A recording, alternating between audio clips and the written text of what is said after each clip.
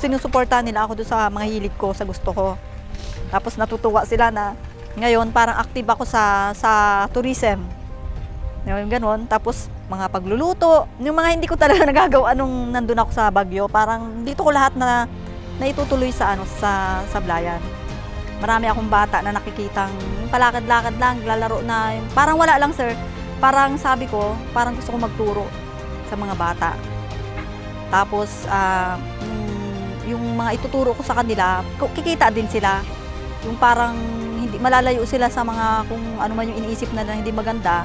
Pag andun sila sa art na ituturo ko, na magdo-drawing sila, parang mawawala lahat ng iniisip, diba? Tapos magkakapera pa sila. Basta maniwala lang sa sarili na may pupuntahan, may mararating tayo na yung art pala is hindi lang hanap buhay. Yung magkakaroon ka ng mga kaibigan. Yun yung parang mas importante sa akin, sir, yung marami akong nakikilalang kaibigan.